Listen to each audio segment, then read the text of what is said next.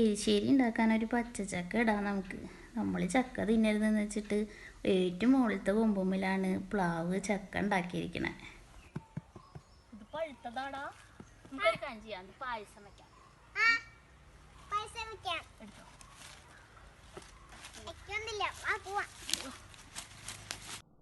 അത് പഴുത്തതായിരുന്നു.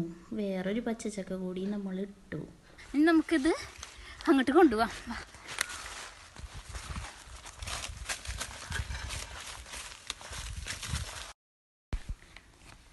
രണ്ട് ചക്ക ഇട്ടപ്പോഴത്തേനും ആകെ ശ്വാസം മുട്ടി. പഴുത്ത ചക്ക വെട്ടി പറിച്ച് പിള്ളേർക്ക് കഴിക്കാൻ കൊടുത്തു കേട്ടോ. പിന്നെ പച്ചച്ചക്ക വെട്ടി മുറിച്ച് റെഡിയാക്കിയിട്ട് എരിശ്ശേരിക്ക് പാകാക്കി. നാളികേരം ജീരകമൊക്കെ ചേർത്ത് അരപ്പ് റെഡിയാക്കി.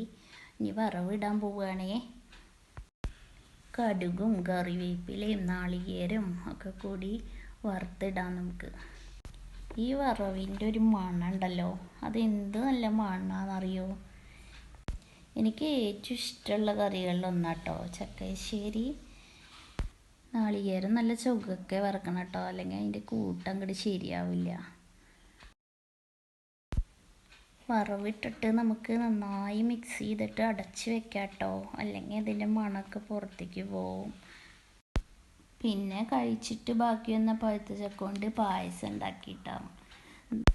പഴുത്ത ചക്ക നല്ല നെയ്യിലിട്ട് വരട്ടി നാളികേരപ്പാലും ശർക്കരയും ഒക്കെ ചേർത്ത് നല്ല ചക്കപ്രഥമ ഉണ്ടാക്കിയേ.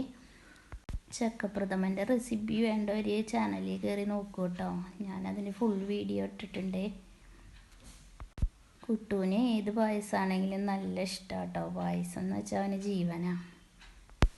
എരിശ്ശേരി വെച്ചിട്ട് ബാക്കി വന്ന പച്ചച്ചക്ക ഞാൻ പിള്ളേർക്ക് ചായക്ക് വറുത്ത് കൊടുത്തു. പിന്നെ നല്ല വെളിച്ചെണ്ണയിലാട്ടോ വറുത്തത്, അപ്പോൾ നല്ല ടേസ്റ്റ് ഉണ്ടാവും.